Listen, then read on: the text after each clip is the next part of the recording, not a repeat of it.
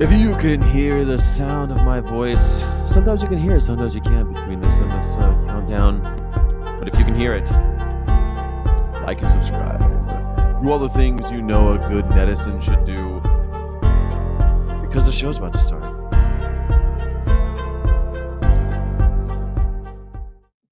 Hello, everybody. I'm so glad you're here. It's Friday, and that means we have a special guest. We have special guests. It's going to be a good show. We have the Animal Rights Show squad. The Animal Rights Show squad. We have them here. This is Vegan with Sky. It's the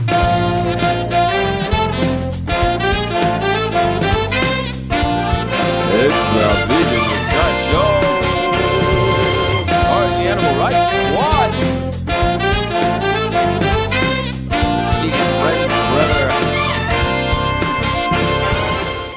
I'm so glad you're here. I see everyone's walking in, and as the regular crowd shuffles in, come on in. You know, I'd like to talk about just a couple tiny things before we bring on our special guests. The first one being, I try not to have non-vegan friends. I know that's just for me. I'm not saying you should do that. Maybe a little bit, but I'm not trying to tell you what to do. I don't like to have non-vegan friends. If I meet a new person, especially when they're a non-vegan or a carny, as I like to say, I drink a cup of their tears as they cry that I won't be their friends anymore.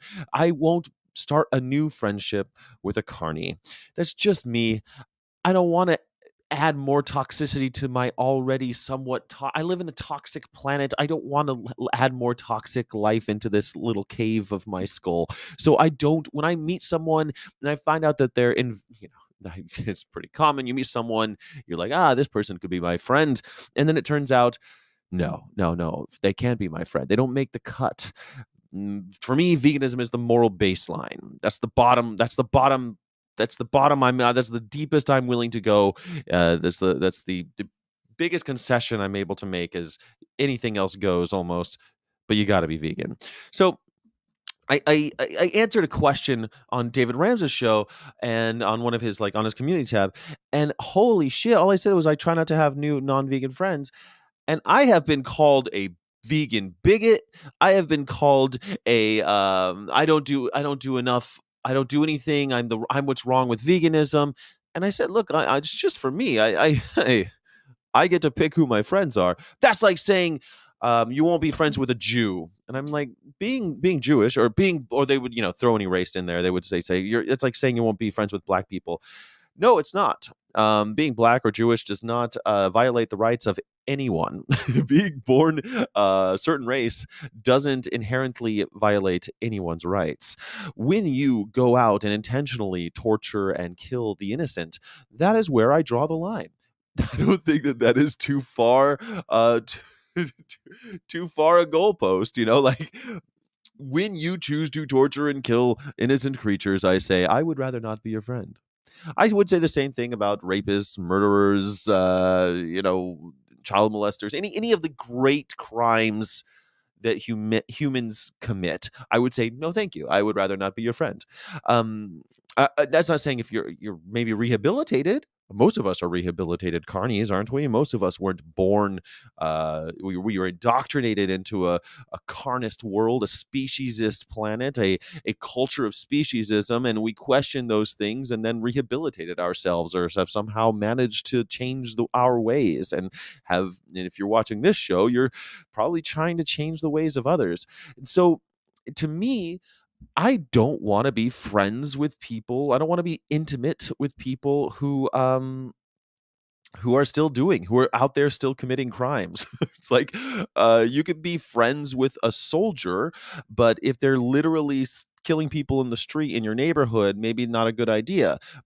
But they did a job, they went to war, and they came back home, and they're not doing that anymore, right?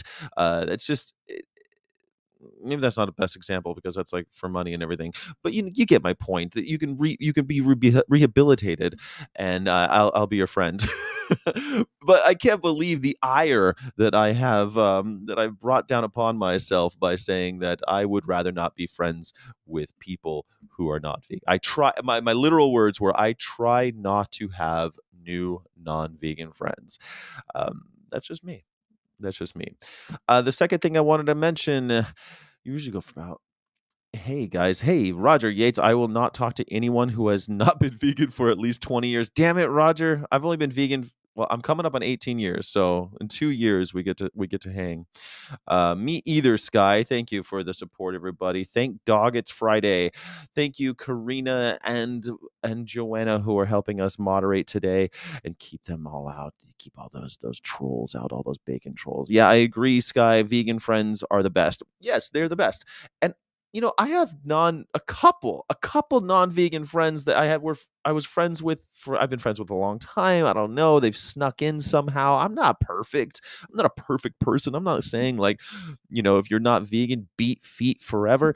I'm I'm saying that when I meet new people, I find out that they're not vegan, which, I'm often disappointed, but life is full of disappointment.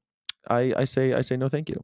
On to the next one. Hopefully, I'll meet another person who is vegan, and that's why the whole point of doing a show like this was to try to bring vegans together, so that they stop feeling like they're like. I'm so sick of hearing people saying, "I don't have any vegan friends." You do now, VFFs. I'll be your vegan friend, and if I don't cut your mustard, then maybe you can be a VFF with someone in the Discord, and just I don't know, but subscribe anyway. The last thing I want to talk about is the activism. Activism is one of those. I watched a wonderful interview with the people from Animal Rebellion, and I'm sorry, not Animal Rebellion. I watched a wonderful interview of someone from Stop Oil, just Stop Oil, and it's this echo. I feel like I'm watching the same interview throughout my life. Every year, there's some person shouting or asking pointed questions in horrible tones of activists saying, well, why are you doing this way? I understand what you're doing, but why this way? They question, what about your tactics? Your tactics are beyond the pale. How could you disrupt the lives of others? Well, activism kind of is the disruption of the lives of others. That's kind of the point, is to kind of maybe shake someone awake. But that being said, the truth is someone's always going to be there to question your tactics. And if you are we're going to talk about activism on the show today. And if you are a person who wants to be an activist, I say go. Don't be ashamed or even mildly concerned with anyone who's going to tell you or ask you or question your tactics, because the only person that can question your tactics is you. That's it's you're the only one. There's always going to be someone to tell you, and it's always someone on the sidelines. It's always some armchair general, right, who's able to go, well, I would have done it this other way. Well, then go do it. Have at it, because we need more people out here. You do it your way. Get your, I don't know, you pass out pamphlets. You can get your petition signed. You can shout at the top of your lungs. You can stop traffic on the M5. We need more. If you really think that there's a better way to do it, then do it. Go for it, because we need more activists in almost every regard these days. Because I'm obviously I fancy myself a vegan activist, but if oil's your thing, you should first of all go plant-based, obviously, but then have at it. Block the M5, block the here would be the Highway 5. It's always fives are always the big highways in countries, it seems. Anyway, that's me. Don't let people question your tactics, or let them question them and then ignore them. Just wholesale ignore anyone questioning your tactics, because that's been done over and over throughout the years. You could beg for change. You can try to legislate change. But the truth is, sometimes it works and sometimes it doesn't. And sometimes it's just slow. Anyway, thanks everyone for joining. I see that everyone is here. Let's go ahead and say hi to a couple people. Greetings from Galway City on the Atlantic west coast of Ireland, where the Airy Squad Christmas market is opening today, with unfortunately some non-vegan stands. Well, the vegan world is getting bigger. Hopefully there are some vegan stands there. Canadian Vegan Forever. I'll give non-vegan people a chance if they're open to learning about veganism. Wow. Okay. Well, there you go. See, you do you. You go, girl, as they say. As they say. I heard the Kardashians always say that. You go, girl. when they make sandwiches.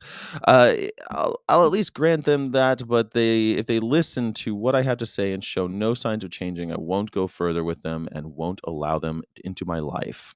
It says ethically based ex omnivore. Well, wonderful. Romney V, it's M25. I stand corrected. I'm sorry. I don't know the highway system as well as I should on the. It's blocked. It's always blocked anyway. Even without just stop oil. That's the thing. It's like there's always traffic on this road anyway. It doesn't matter. It doesn't matter anyway. All right. We're going to bring on our special guest today. They are, of course, the Animal Rights Show squad. They're incredible. And, I've been watching the show for a while. I've liked it. I think it's wonderful. I think I was on that show once, and I had a good time. So they agreed to come on this show and hang out for a little while. So if you have any questions for the folks of the Animal Rights Show, now's the time. I don't think there's an elegant way that I can bring them all on at once. So let's say ladies first. Let's do Nella first. Hi, Nella. Hello, Sky. Hello, everyone. Hello, welcome. Let's bring on Wendy McGovern. Hey. I need to have a voiceover person. And last but not least, Roger Yates. Welcome. We need an applause. Oh, Roger's hands look huge on that. Do that again, Roger. They are.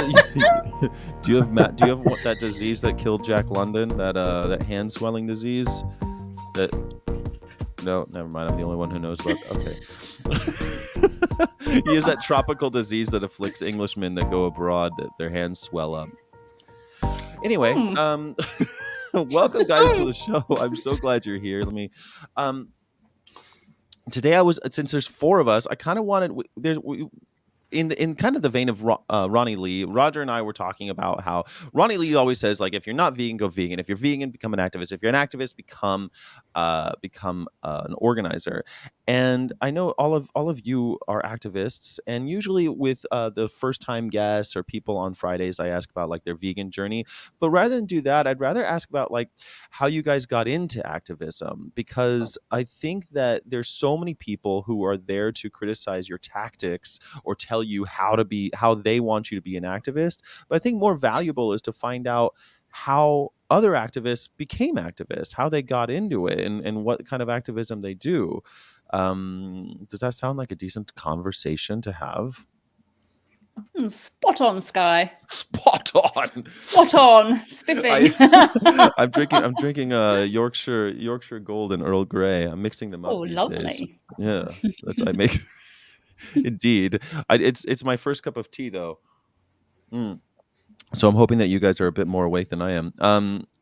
But why don't we start? Since Wendy, you were on the bit. You got top billing, and why don't we start with you? How did you get into this whole activism thing? Oh, now there's a question. So, I was walking through Sheffield town centre with a friend of mine, and there was a stall, and my friend and I were very much really obsessed with other animals. I always had been since I was a really little girl, and I'd met my kindred spirit at school, and she was exactly the same. And we were monitors of the other animals in the science lab. I don't know why they had gerbils and mice and guinea pigs. Yeah, we did that in science class too. They always had like a guinea pig and a snake. We had a couple animals that, I don't know, to teach kids about.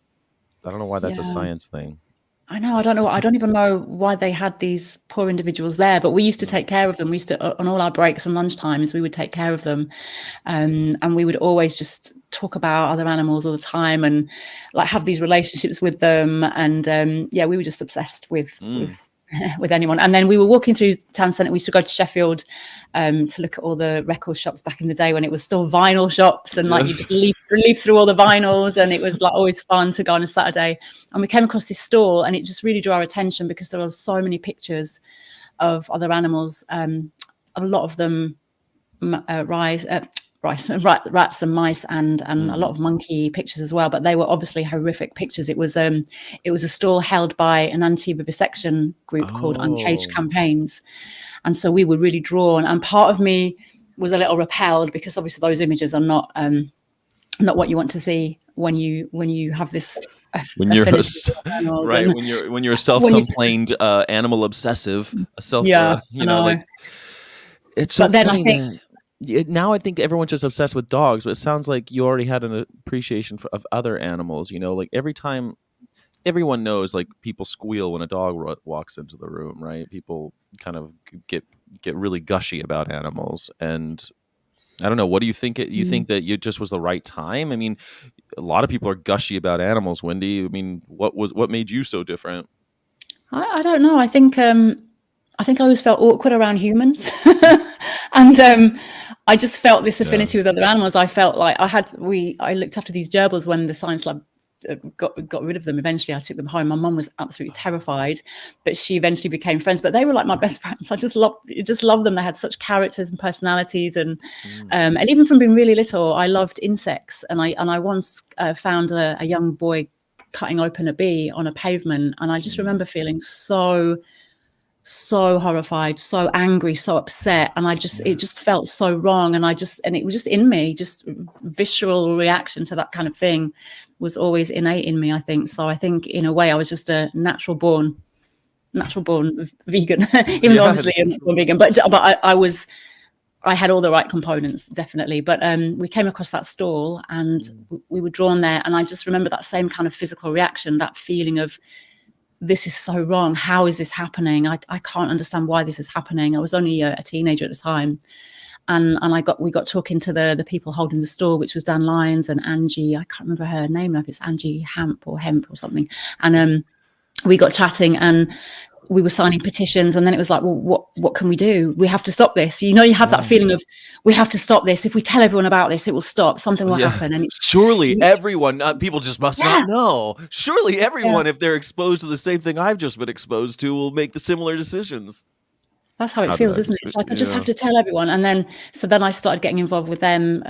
We used to do a lot of campaigning for anti-vivisection. There was a big campaign at the time against Immutran, and they were doing kind of pig to primate organ transplants and things like this. And we were doing a lot of campaigning, a lot of marches, a lot of die-ins outside the Home Office, a lot of protests, a lot of letter writing, and campaigning to MPs and things like this. So I got involved. That's how I came into the movement, really, through anti-vivisection. I'm so interesting. I'm so interested in that because a lot of people, at least that I've met over the years, are people who are against animal testing when it comes to cosmetics. They're like, "Oh, of course I'm against animal cosmetics. Like that's ridiculous. Why would we be testing cosmetics on animals?" But of course, it's still commonplace, especially in Asia. It's by law they have to do it, right? But they don't make that leap to be vegan. You weren't already vegetarian and vegan before you went into this anti-vivisection world, were you? Yeah, I was vegetarian since I was a kid. Because I loved other animals so much, I just decided, me and my friend decided one day, right, we're not eating other animals anymore. And I just went home and said, Mom, I'm not eating other animals anymore. I said animals. I'm not eating meat anymore. And she was like, okay, love. She was really cool. She just like, but we didn't know that was a thing. We didn't know about vegetarianism because no one we knew. We were in Rotherham. We were like in school in Rotherham. No one knew about vegetarianism. That, like, in my circles anyway. My family was just like, what's that mean? Yeah, so seems like the we more decided, working class you are, like, I don't know, my family was the same way. They were like, what? And I said, well, I just don't want to benefit from death anymore. And then it was just, well, then you're not going to eat. Like, that was the whole, then I guess we're going to eat and you're just going to go hungry because we're not changing anything. And a lot of hungry nights for me. But at least you're already vegetarian. That makes sense though, right? Because it's interesting. A lot of people, they get really kind of riled up about anti-vivisection or they see these horrific photos and they're against the practice of that, but they don't make the connection to, hey, we do this every single day, don't we? It appears on our plates. Yeah. Wow. So you're out there doing petitions. What kind of activism did you get into with So we did a lot of stall holding. I used to hold stalls where we'd set up the stall and we'd have all the pamphlets, I think, as you so beautifully put it earlier. Oh, pamphlets. you call them leaflets. Yeah. Pamphlets. Oh, I like pamphlets. I think that's just a word that's very unused. Like, more people should call them pamphlets. So we used to have like leaflets, pamphlets, all the posters around, and we would sit in hostels and just talk to people and explain what the research was about and why it was going on, and the things that they were buying that would obviously was still kind of buying into and funding this kind of research. And we would have really good conversations. We'd always have like petitions there for people to sign, and we'd often have like collection boxes for people to donate to and things like that. So stall holding, I remember doing loads of marches and marching down to the Home Office and just kind of sitting outside and lying in the street, lying down in the street outside the Home Office, and loads of writing letters and campaigning your local MPs and things like that. And then, so go on. Oh, I was going to say, do you think that that's a good way for people to get into it now, like the letter writing and the stall holding?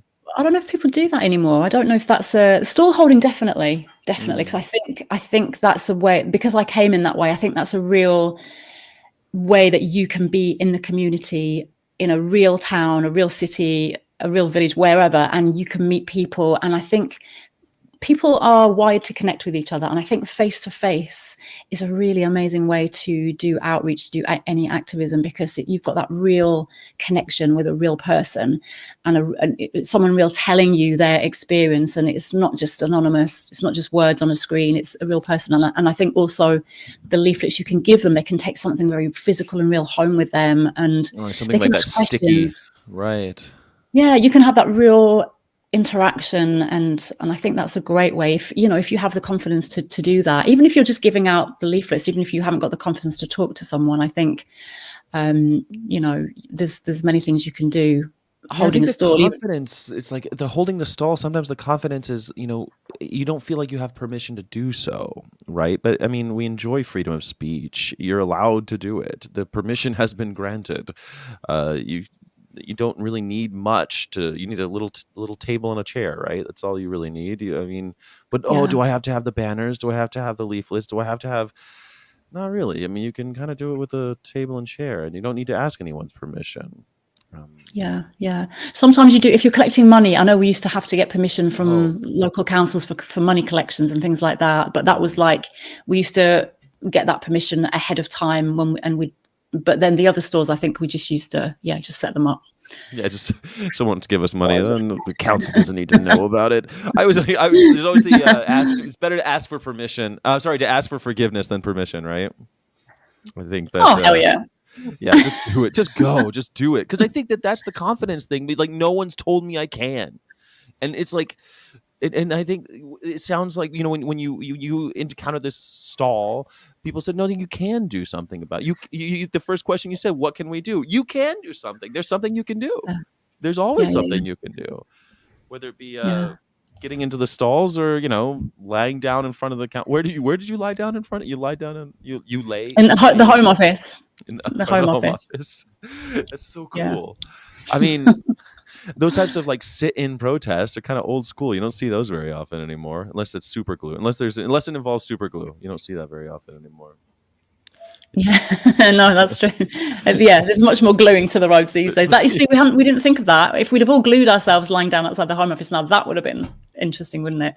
Yeah, all of us, like hundreds of us, having to be scraped off the road.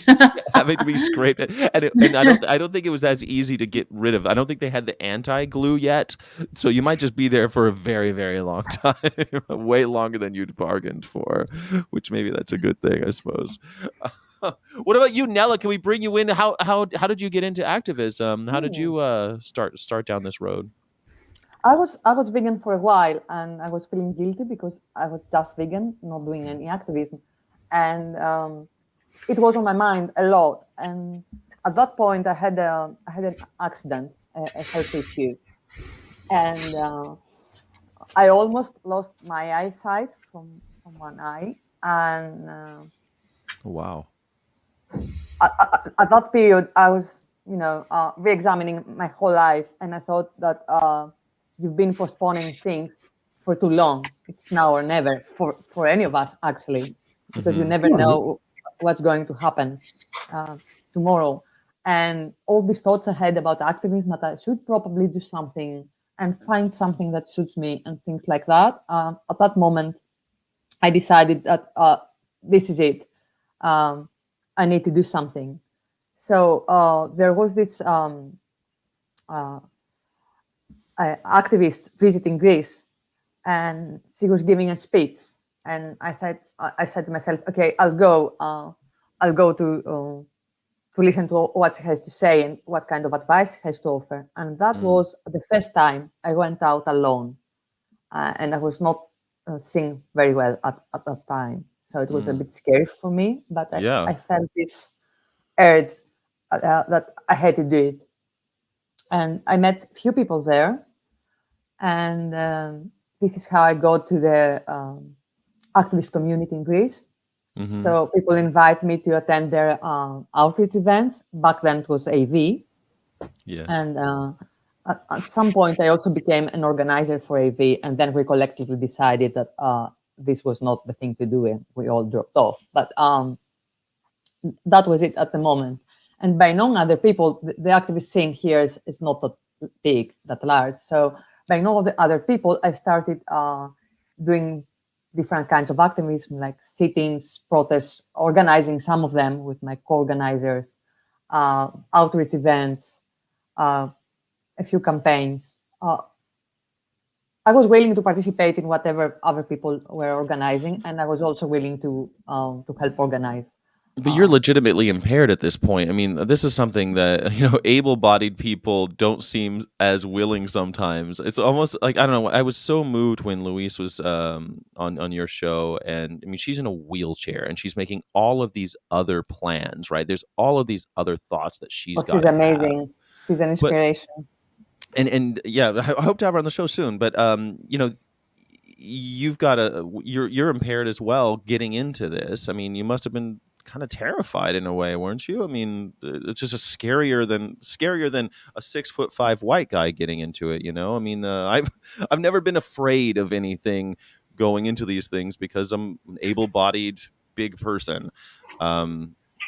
Who happens to be the right color in most situations. So like I'm well aware of my privilege going into these things. So I mean, when you have a seeing impairment, I mean a sight impairment must have been you're really relying on the kindness of others, aren't you? I could see from one eye. I could see, but I was seeing double. I still am. So it was problematic, especially during the first months or the first year when I was out, and until my eyesight got better, thankfully, and after some surgery. But Wow.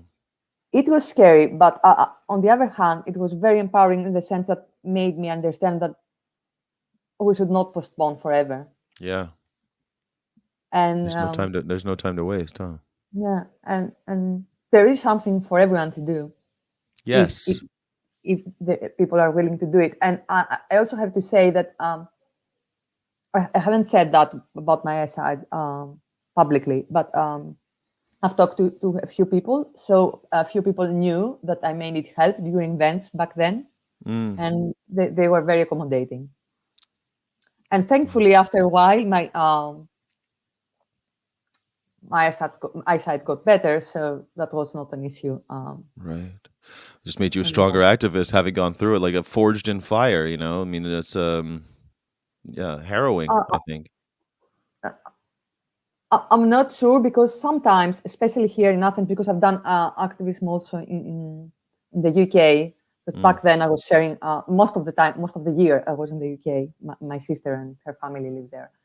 But especially when I'm in Greece, where there is police brutality, I hold back during protests. And sometimes I think that if something happens and someone hits me, then my eyesight is online. Yeah. Yeah.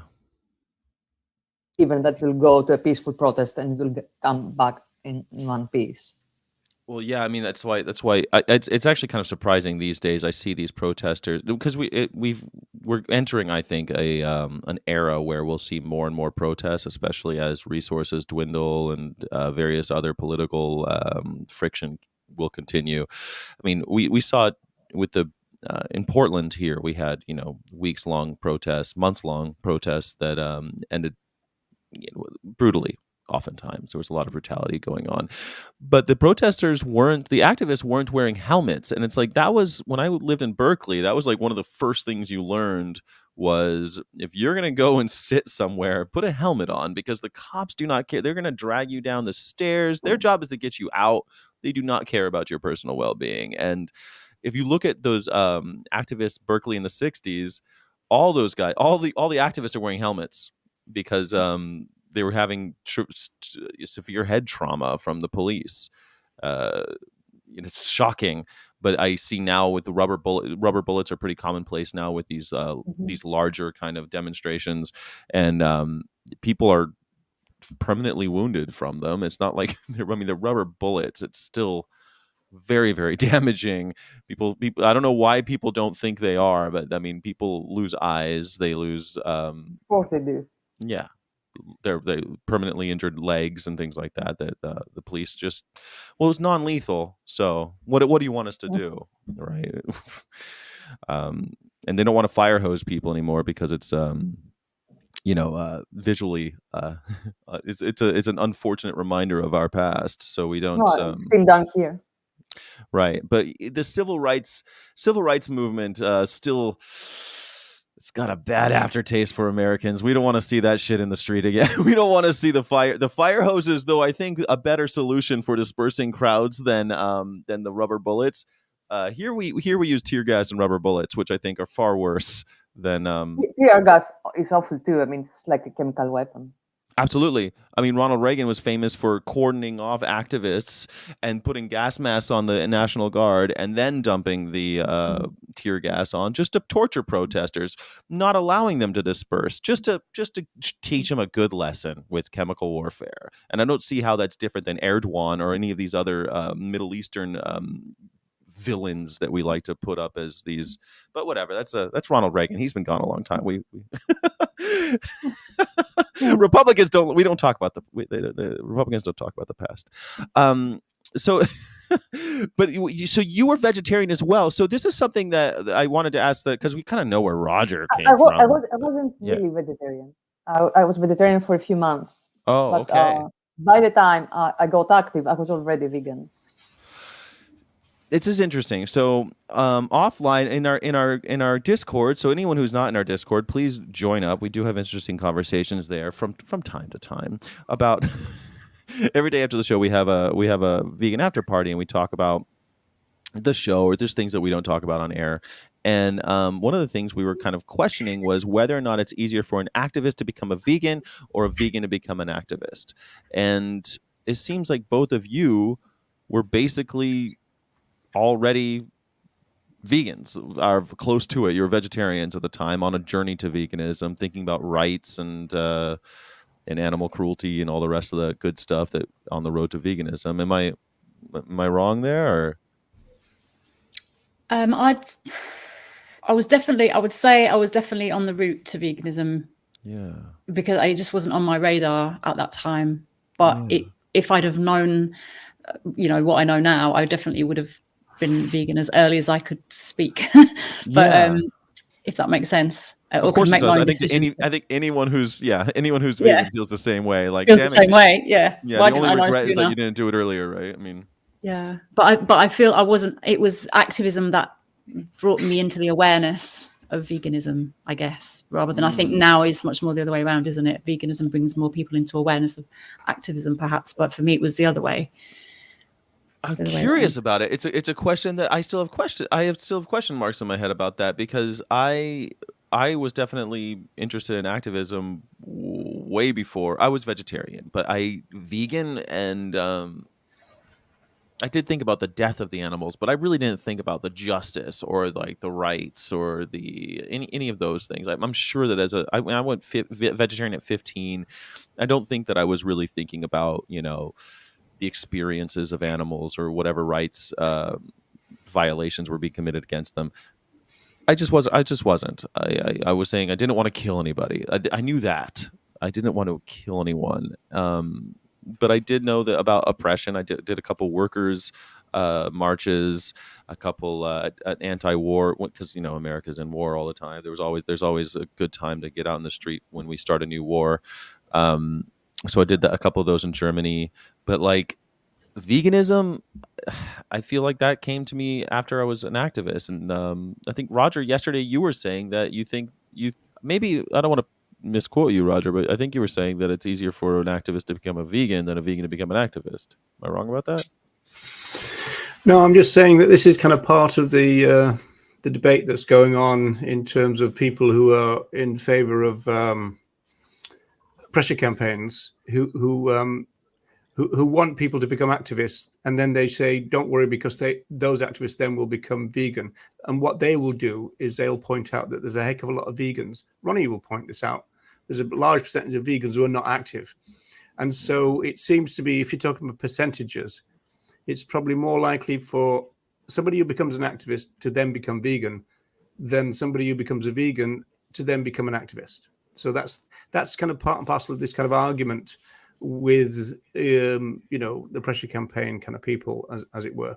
And if you remember, you were quite surprised, or at least people in the Discord were quite surprised when I said, well, and Wendy and Nella will back this up in the sense that you can be part of Camp Beagle in Britain and not be vegan. You could be a hunt saboteur and not be vegan. And also the thing that really caused some confusion in the chat is that you could be a member of the ALF and not be vegan. That was the one that surprised me. I wasn't surprised about the Beagles and the Hunt Sabs. Still does surprise me, that just because I don't know Hunt Sabs. The only Hunt Sabs I know are like you guys, Andy Atkinson. There's a couple that I know online, but like I didn't grow up around Hunt Sabs. Like we don't have Hunt Sabs here. No, well, I mean that's how I started. I want to bring up a couple of things in relation to what's been said, if I may. First of all, Wendy, do you recognize this? Whoops. Well, nope, because the ghost. Dang it. This is. Hang on a second. This is the problem of having this. Hang on a little second. Hang on a second. Just this will do it. Do you recognize this? Yeah. Now this is interesting for many things. I got this from Paul Campbell, who's in the chat at the Irish Vegan Gala over the weekend. And he didn't want to give it to me, so I had to have a duel with him using rapiers and all that, and to get off him. But the interesting thing about this, though, is it is a genuine pamphlet, this one, because it's a 6-page malarkey, right? And it's really interesting, and to their credit, they put the mouse on the front. Yeah. Because a lot of anti-vivisection groups would have put the pictures. They've got pictures of a cat and rabbits and all the rest of it. And I always think the monkey goes on the front because they look so much like humans. I always thought that. Yeah. So a lot of groups would have put the other animals rather than the mouse on the front. And so, to the credit of Uncaged, they did put the mouse person on the front. Mm-hmm. Speaking of animal persons, I'm having terrible trouble with my cat person who lives with me. I can hear Ruja. I think he's right. I kept getting messages. The host has muted you, and then it said the host has unmuted you, and then Ruja starts crying again. And so I was trying to. Yeah, I heard. I try to make a good show. I knew it was you and your cat. I'm going to have to change her sleep pattern because she seems to wake up just around about this time every single day and start running around for a good hour, and then as soon as the show's over, she's back snoring again. So anyway, she's been chatting to Brian, hasn't she? She's been definitely chatting to Brian. Right. Brian's been like, right, Ruja, here's the trick, right? Can you bring up my picture there? Yes, I certainly can. Yeah. So this goes back to, you said better to apologize than to ask permission. Yes. Okay. So I was at the Paris Vegan Day, and the organizers there said the issue is visibility, and so you've got to be as visible as possible. And so we first bought this red gazebo, which is 3 by 3 meters, and then we decided to get a second one, which is the white one, and now they're both white. And so that means that the VIP Vegan Information Project have got like 6 meters by 3 meters space to work with, which is what you see there. Also in the background, you'll see Neville, the van. And so we Oh, used to have yes. the van behind with the side door open, which almost looked like an office space. It was really great. Anyway, but the thing is, this is the top of Grafton Street in Dublin, and we weren't given permission for this. We just did it, right?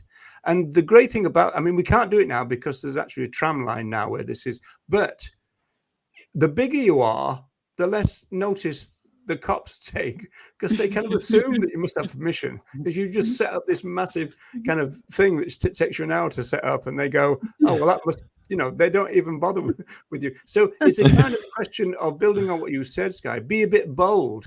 If you want Right. to do a bit of street outreach, be bold with it. Just get out there. And then if somebody comes along, have you got permission for this? You can't. What do you mean? Why do you need permission? It's Do you just, play dumb? What do you mean? I didn't know. What? well, it can be. It what can about be the better than Constitution? dumb in the sense that you can say, well, hang on a second. The basis of a democracy is for one citizen giving information to another, and that's what we're doing. We're not selling anything, you know. And once you start doing that, in fact, one of the guards said to me that without the because they say the reason that the guards don't like it, or this is the name for the police in Ireland, is that if you allow NGOs to set up these structures, as they call them, it means that traders will then set up next to you. And it said, and that's the bit that they don't like. They don't really care much about the NGOs. It's just that you then get the illegal traders setting up, and you end up then with a little village of something going on, which is shanty all town kind of thing. yeah. And then you've got you haven't got public liability insurance, which we actually did. We had 8.5 million euros of insurance in case somebody tripped over one of these things. In fact, begging for a trip and the only fall. person, I mean, we You're just putting did banana peels out there at that point. Let's just try to make someone rich. But we did this for 5 or 6 years, 3 times a week, and the only person that ever tripped over it was a police officer.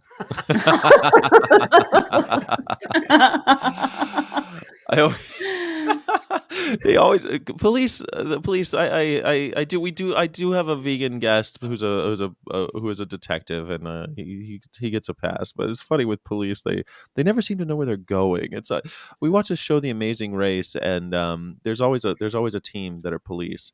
They always get lost. Always, they're always like can't read a map. They're always getting turned around. They don't know where they are. It's really remarkable. That's the Spike Milligan joke. He goes, policemen are numbered in case they get lost. Yes, car 52. Where are you? I mean, that's exactly right. There was a question there about, do you think? There we go. 40-year-old vegan. So, would you suggest targeting activists from, say, environment rather than vegan social groups? Anybody What want to does that take that? mean? Well, for example, Sure.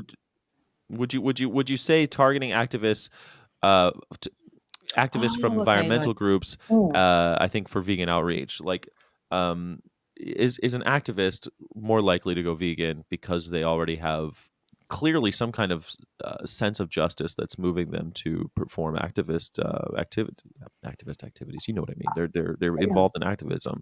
I believe that this is true. I mean, and it's something we need to do anyway, in the sense that we need alliance politics. Vegans should care about other social justice problems too, Absolutely. and participate in other events. I don't know, feminist, anti-racist, whatever events. So you meet people there, people that are not vegan, and at some point, not that particular day. I don't mean that you should go with an agenda, but if you start talking to these people, at some point, you get to talk about other animals. Yes. And I believe that maybe because they are already there and they care about justice, maybe it's easier to convert them in a way to get through them. I agree strongly with what Nelly just said, because in some senses that is the basis of, let's use the word intersectionality, in the sense that making contact with other activists who in theory should start to see the entanglements of oppression and liberation in the same ways that we do. The complaint is that, well, we support them, but they don't support us. But that's actually not true. Some of them do support us, and they've become vegan. And so now we've we see them as vegans rather than, oh, they're one of those anti-racist people who won't go vegan. So we notice them for not going vegan. We almost like invisibilize the ones who have gone vegan, but they've gone vegan because we've reached out to them. And we can challenge each other, but not in the way, you see, Nella said, well, you know, it's okay to go to another justice thing, but you shouldn't go there with your vegan banner necessarily, you know. But you should go there as the fact that you also support that. So if it's an ally to a feminist march, you know, I used to go on Reclaim the Night marches in Manchester, but I didn't go with vegan or animal rights signs. You go there because you also support that cause. But then you start to chat, or you go to a cafe afterwards, and then you go, oh no, I'll have a black coffee, please. And then you then tell the people that, you know, the reason why, and it's a kind of social side of it that ends up being the bit where you end up merging together, and that's where you get the alliance politics. Well, yeah, and I think I also agree. people eventually what gets you in. People will ask you why you're here, and that to me, I'm an environmentalist. I became a vegan because I'm against oppression and violence. It's the easiest one. It's at its heart intersectional, because if you're against violence and oppression, veganism follows, and it's also easy in that all you have to do is stop. You don't have to actually get out there with a sign. You don't have to do the stalls, although I want people to. You don't actually have to be a vegan. It's a great form. It is a bold form of activism, just to say I'm no longer going to partake in this this speciesist part of our culture. Yeah, but the Sorry. point It's is, a powerful Guy, is statement. if you Yeah, go, Wendy was- say, to an environmental march, and Right. somebody said, oh, you know, welcome along and all that, I think some vegans are going to go, well, yeah, because I'm a vegan. You see, it's almost like they will do that almost joke thing of announcing the veganism thing, whereas really you're going because you also care about the environment. Right, So of you- course. Yeah. Yeah, so it doesn't have to be that I'm a vegan doing this with you. It's No, kind but of, it always comes up, doesn't it? I mean, it's yeah, like yeah, but the point is, coming up is good.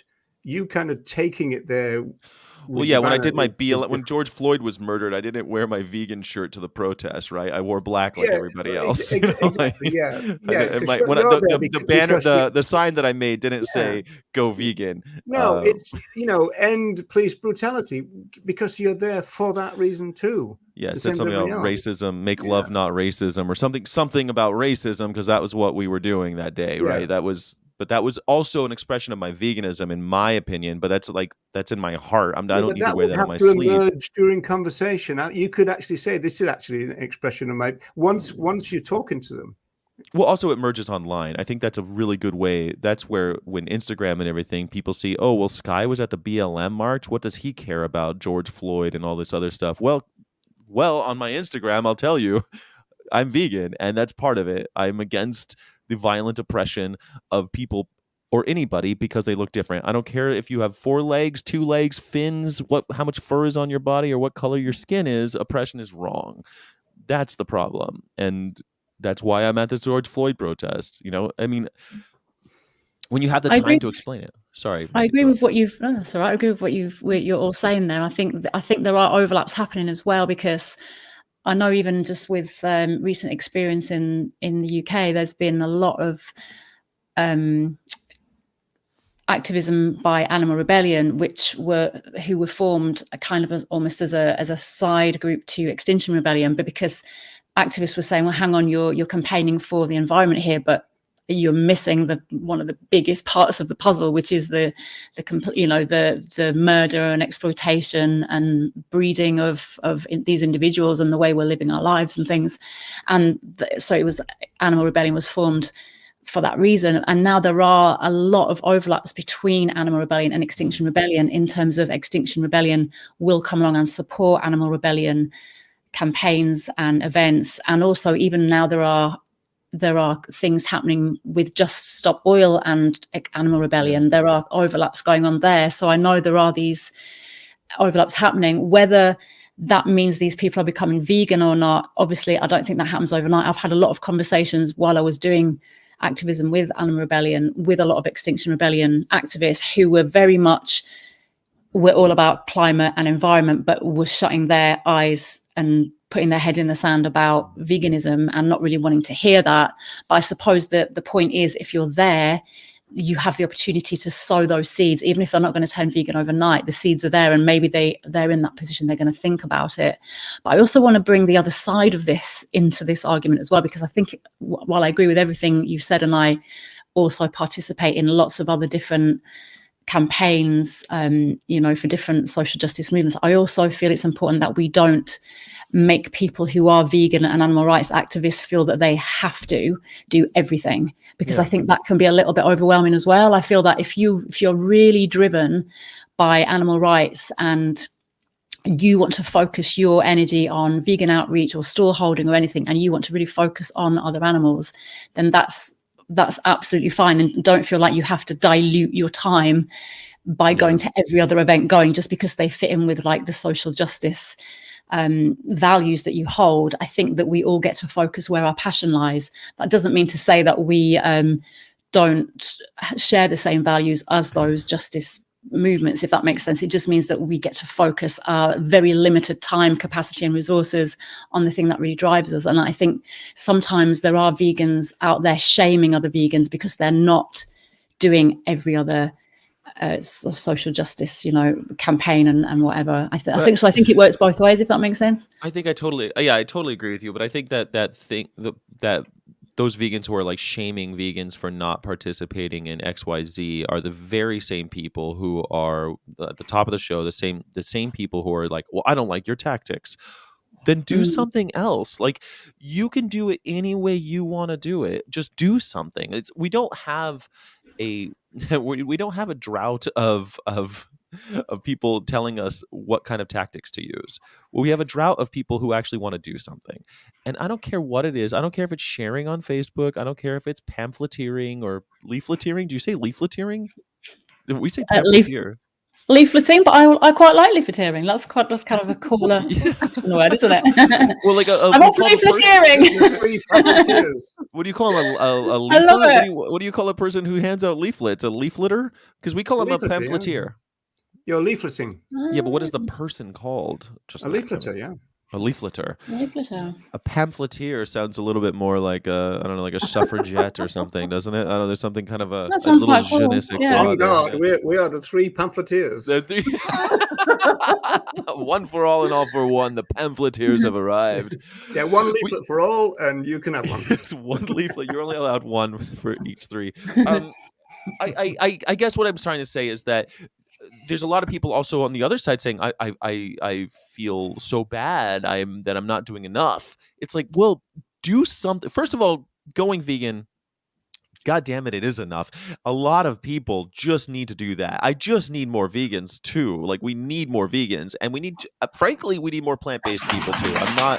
I'm not against having plant-based people, because they're also the ones who are going to help save the planet. But like, we need more vegans. There we go. It's Dylan. This giant Darth Vader looking head coming in. It's like, you're going to see with his muzzle on. He looks like Darth Vader and Hannibal Lecter's love child. And I guarantee you, the Darth Vader and father. Hannibal Lecter's. I totally know what he looks like. I do have a caveat to all this, if I may, in the sense that the caveat to all this is that it's okay for everybody to focus on what they want to focus. The issue then is that if you're dealing with an alliance or people who are sympathetic, however you want to phrase it, their activities shouldn't be damaging to the activities of the other. And that's the issue.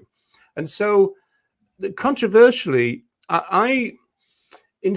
there's part of me that says, well, controversially, and then a long pause. Like, one wants to know when you say controversially, and then a long pause. What I'm saying is that there must be some time when that critique of the Black Lives Matter activist holding up a slaughtered pig's face becomes legitimate critique.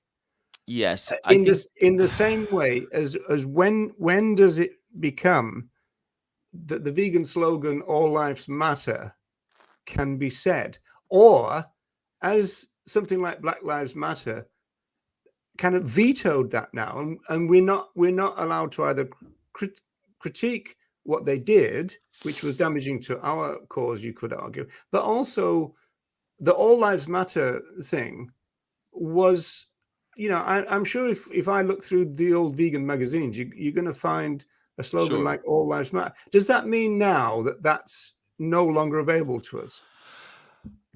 I think it should not be available to us.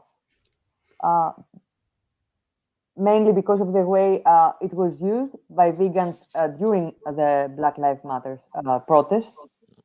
They choose to use it to dilute the message, and the message in those days was very specific. It was anti-racist, and I think that by focusing on that message at this point of time, we are not robbing other animals or other groups, women, for example.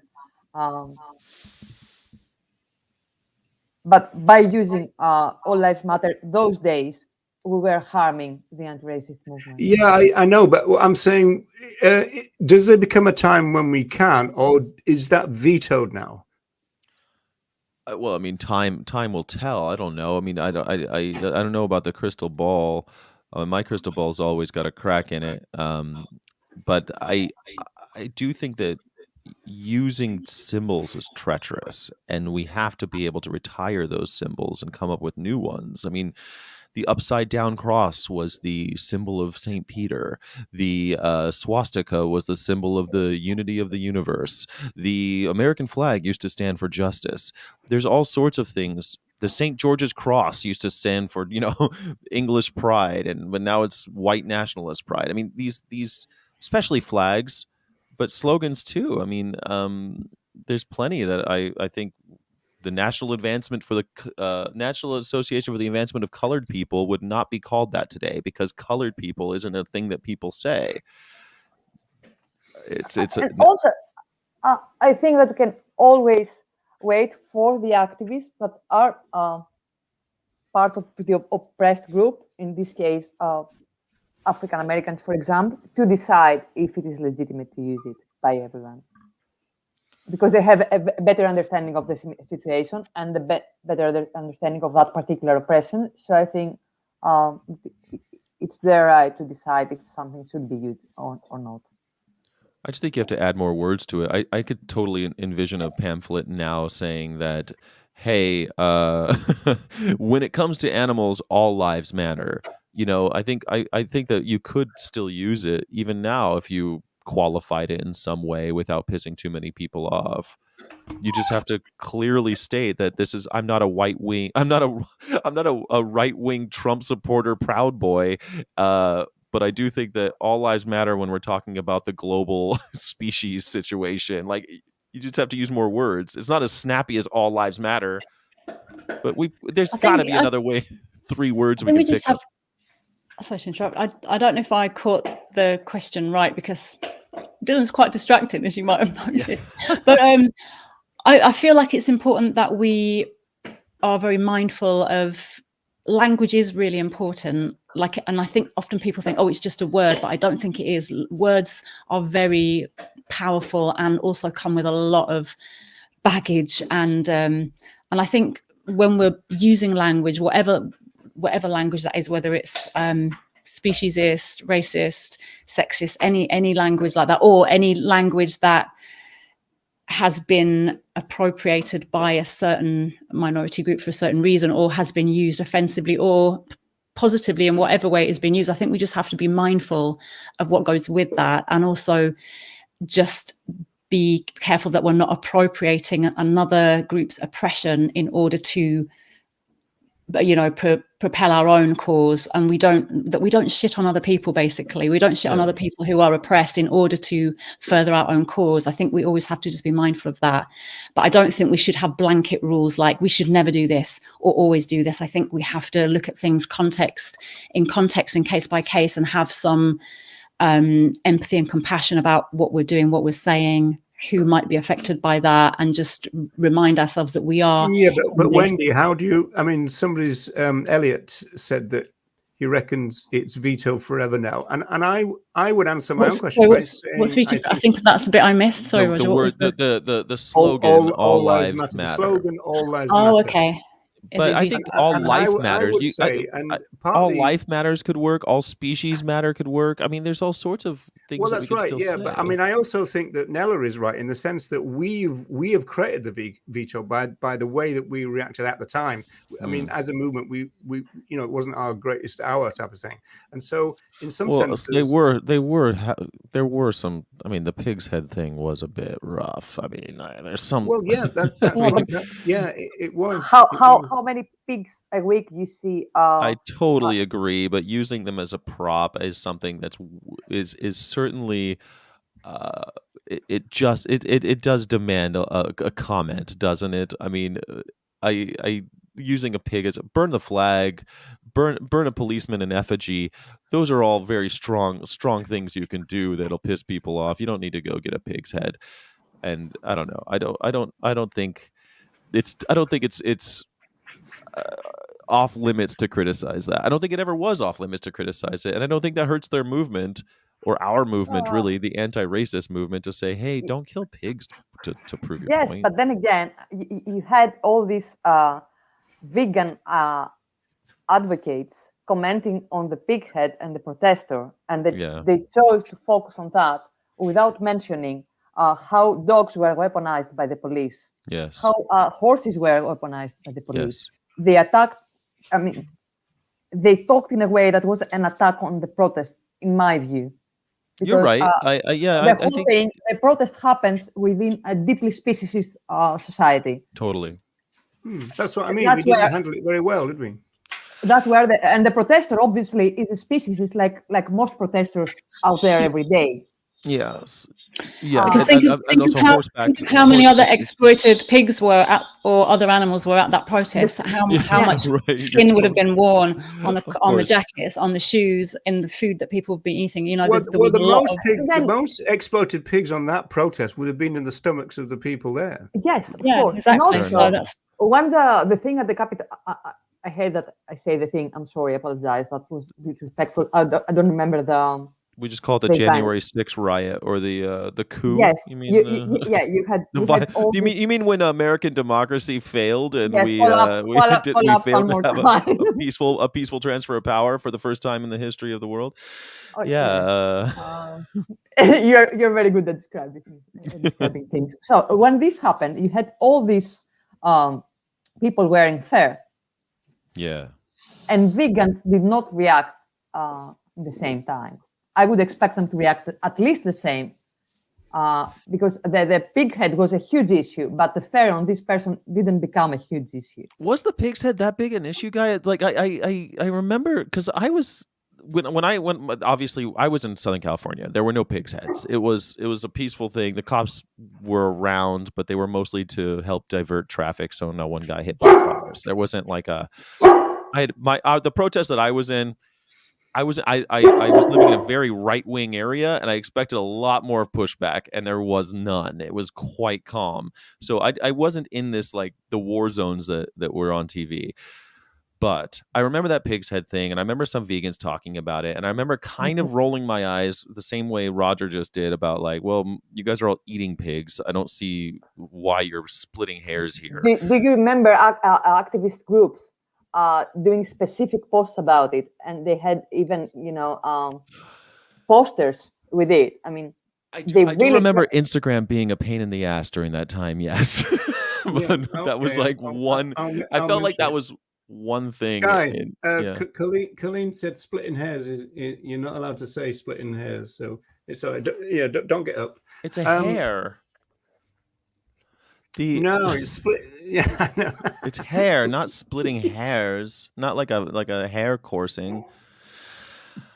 I don't know. I don't want to dwell on the pig too much because I do agree with everything you guys are saying. I just felt like if someone want to say something about the pig, I don't know that hurts the But the interesting thing that you just said was there was plenty of fur and stuff like that in the January 6th, and I didn't see any vegans talking about that. You're absolutely right, which So makes I- me Well, have- not only have that, to what wonder about about the the amount of motive. leather that would have been there? Much more than fur. And so if somebody had come up to us and go, well, look at all these BML Black Lives Matter demonstrators, they're all wearing leather shoes. We should make a fuss about that.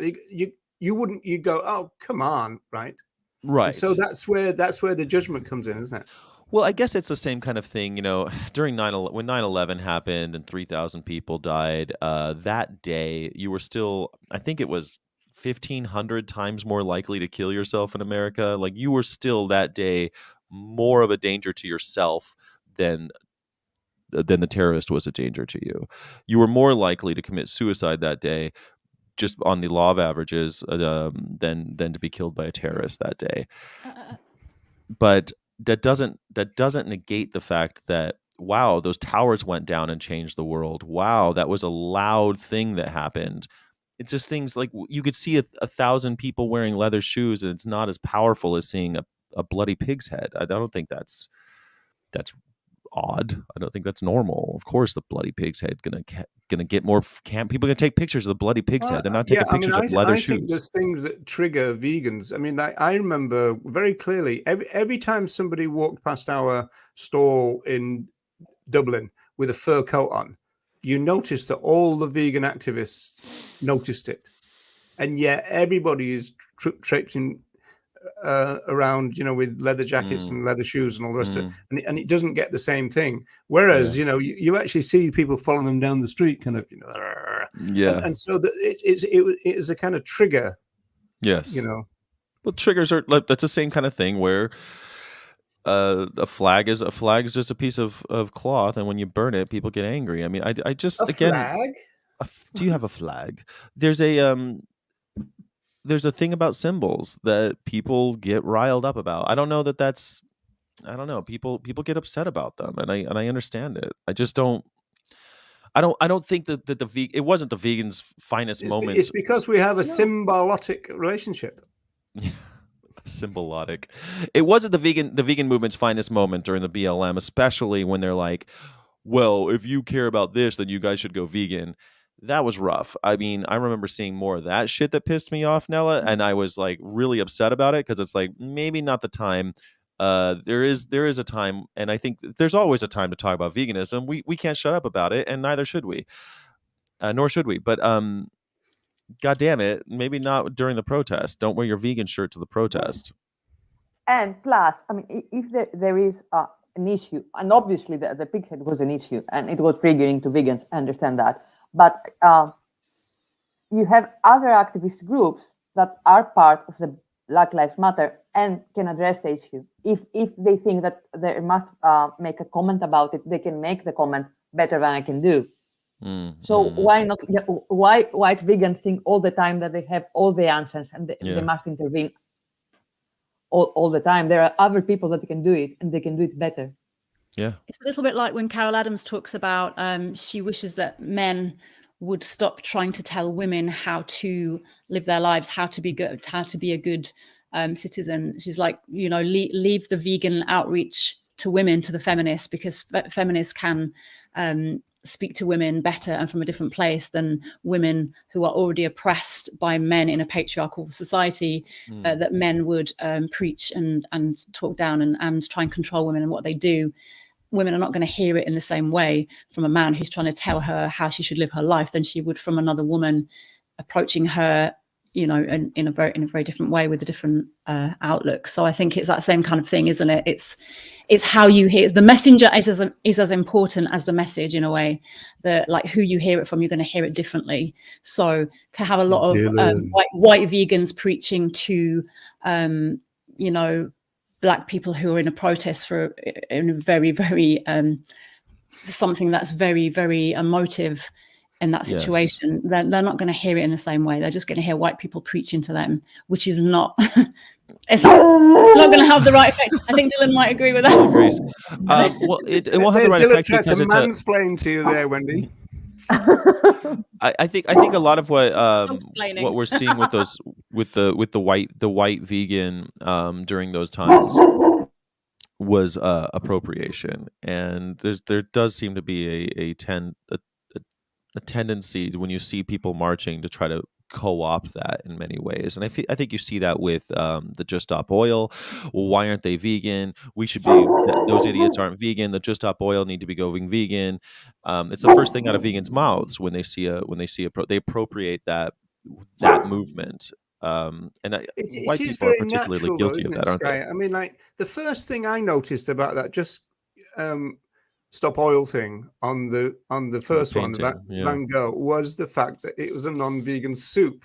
I mean, Me it's too. the first thing I noticed. Yeah. And then it's a question of, oh, what do I do about that? And so that's the same thing as the pig's head in a way. It's kind of, okay, what do you do about that? And in some senses, what should have happened, I suppose, is people go, oh, that wasn't very cool, was it?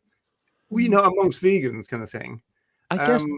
It is a little different with the environmental movement in the sense that they are not oppressed individuals there. So it's not that you do something something offensive to them, and it's very. I mean, the environmental movement, it's very close to our movement in the sense that the environment is the habitat, is the house of other animals. So we have a say there. It's also not a moral get out of jail free card either, is it, Nelly? You can't say I'm oppressed, so therefore I can be as shit as I want, right? No. But I think we have more leeway with the with the environmental movement because we cannot offend someone. Well, it also helps that we're usually the same race as them. It helps that white people. It's easier to comment on a white person's protest than it is for a white person to comment on a black person's protest, because it's just not filled with landmines. But it's still appropriation. And there's another thing is that as public people, we tend to want to have opinions and share those opinions and think about things. And when I saw the pig's head, I chose not to say anything, mostly because I didn't want to muddy the waters. I know that with my friends, I said, "Whoa, you support this, but you're not vegan, but you support this movement. Why do you support? Why was it wrong to kill George Floyd?" And the answer to that question is the same reason it's wrong to kill anybody. There's no difference. The why is the same, then your action should be the same. But that's something that I said to friends, not publicly. There's some politics. There's some politics here in this situation, in the sense that the ones who wanted to make a big fuss about the pig's head were anti-intersectional people, and so it was a political move on their behalf to do it. Well, part of this blessing of free speech and these big brains that humans have to form opinions is part of responsibility is to know when to keep your mouth shut and know when the timing is right to talk about these things, right? And that to me, like talking about the pig's head today is a lot different. Like I didn't want to talk about it then. I kind of don't want to talk about it now because I am kind of like, well, the leather, the shoes, the dogs, That should be our new slogan: be intersectional, be diplomatic. Well, especially when you're talking about anti-racist protests. For God's sake, it's the largest anti-racist movement that we've seen in America since the 1960s, and people tried to co-opt it.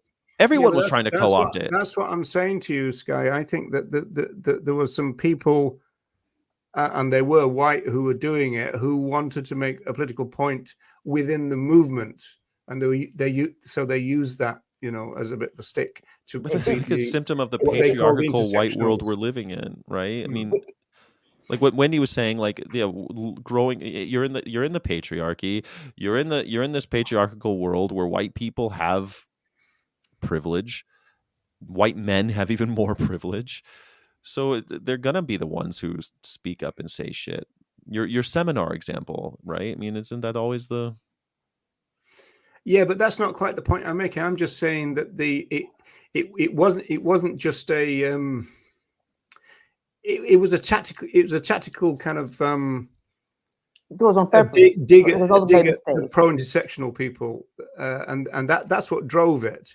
not necessarily the fact that they were completely outraged by what was going on. It was in the almost first like they place. were trying to make a point, wasn't it? Of, look, you're so busy trying to support these other groups that are fighting for social justice, but this is what they do. They don't give a crap about our movement and the animals. That's what they were pointing out, isn't it? They were pointing that out quite specifically. So why are you supporting these? Why do you have solidarity? They have no solidarity with us and don't care about other animals. That was the point, I think. I hadn't considered that, and that motive seems sinister to me, and it saddens me if that's the case, because I hadn't considered that there was this motive that, oh, well, they don't join us, so why are you joining them? Well, because I join any cause that is that's against oppression. But that is one of the main claims of the anti-intersectional people all the time, Sky. The anti-intersectional people, yeah, I guess you're right, but I don't really hear the anti-intersectional people. Do you remember the conversations in social media back then? I mean, specifically those days. It was like always the animals only people against the intersectional all the time. Every day. It was. I don't believe in coincidences. The timing. You're right. There was a lot of that going on. Give us a frame. Yes. You're totally right. That patriarchal binary. It's always like we have to have this versus this, when actually life isn't like that. There's a whole spectrum of different opinions out there. But again, and on social media, it really exacerbates it, doesn't it? We have always these binaries of X versus Y, and never the twain shall meet. And I think it's been perpetuated especially by social media, because we don't have the face-to-face. We wouldn't speak to people face-to-face like we do online. We would find more common ground, and more reason, more ways to navigate. Hold our tongues. Exactly. We wouldn't treat people like that, and we would find more common ground. We would see other people's perspective. We would take more perspective than we do online, when we have to fix our flag into the ground and say, well, I'm on this side and you're on that side, therefore we're enemies. And it's like, is life really like that? I mean, that's the way it's becoming. That's the way I think it's been pushed in this day and age a lot. But I think it's interesting, really though, isn't it? I mean, I don't want to kind of return to the pig all the time, but say if we were there in person and suddenly we look around and there's somebody hoisting a, presumably bought from a butcher's shop or a slaughterhouse, and if we were actually there in person, I wonder how it'd be then. Oh, leave it out, John. I mean, it'd be that, wouldn't it? That kind of attitude, I would probably walk away. I'd leave the mob. I mean, I think that's what would happen for me. I'd say, well, that's one too far. That's a step too far. I'm taking off now. I'm not going to be part of this. I don't want to be photographed near this thing. I don't want to be part of this thing. I don't want to have anything to do with this now. I'm with you. I had quite a similar experience actually when I went to a Black Lives Matter protest in London, and as we spoke about earlier, there were horses there that were being weaponized by the police, and during the protest, some of the protesters started throwing things at the horses, and kind of I think someone got pulled off a horse, and then the horse has been chased. A horse got injured, and there was just so many horrible things happening. And I just remember having really, really sick, mixed feelings after that protest, thinking I was there in solidarity, and then the people that I was standing with some of them obviously were then committing these violations against the horses, who were there through no choice of their own. Obviously they're being exploited and weaponized by and it's just, and then I just remember having such a battle going on with, what do you do in that situation? Do you still show solidarity? Do you call people out? Or then do you find yourself in that position of like, as we've just been speaking about with the pig's head, it's like, do you find yourself calling people out when you don't want to be the person? I've got a really complicated anecdote. I was at a Cocksparrow Farm demo once, and that's a fur farm, and it was a completely peaceful demo, but it was starting to get a little bit dusky, so must be in the winter, and so we were getting around to about 5 maybe in the evening, 4:30, and the light was starting to go. And then out of the blue, the police charged everybody. And I think it was the fact that they had to get them off before it went dark. I think that's what it was. And so they charged everybody. And so everybody had to jump into a cabbage field. And the press called it the Battle of the Cabbage Field in the end or something. And so what happened then is a lot of the younger activists started throwing cabbages at the cops. Right.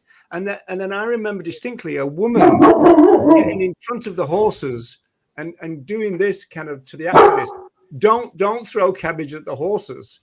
And then the police walked her over with a horse. So how about that for complicated? Minefield.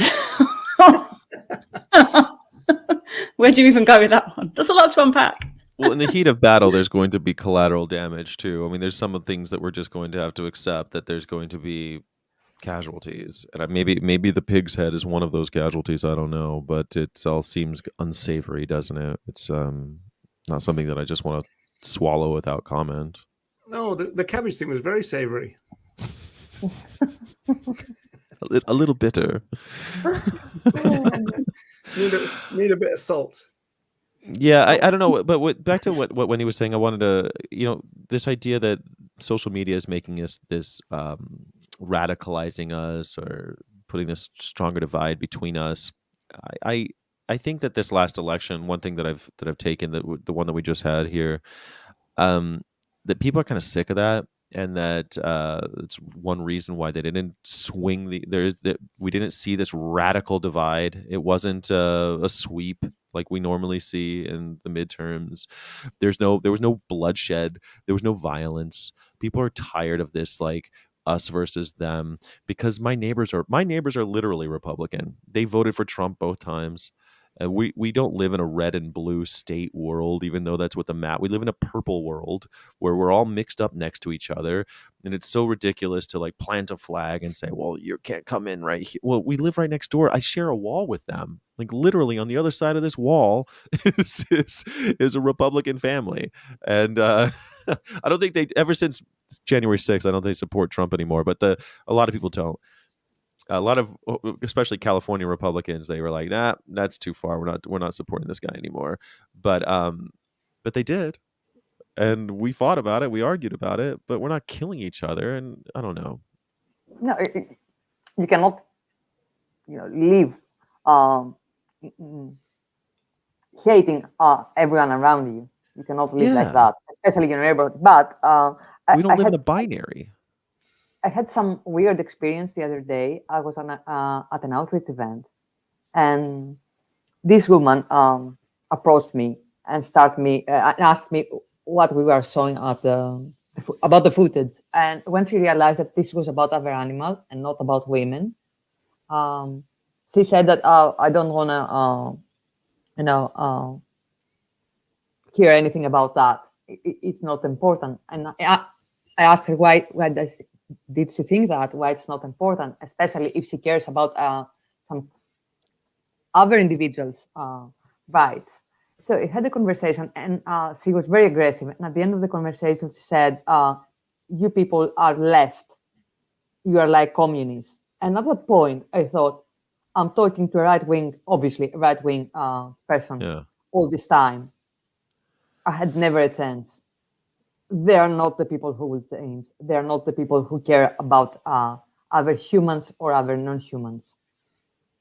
Yeah. It says, people are tired, people are bored, people are not very hopeful about any party.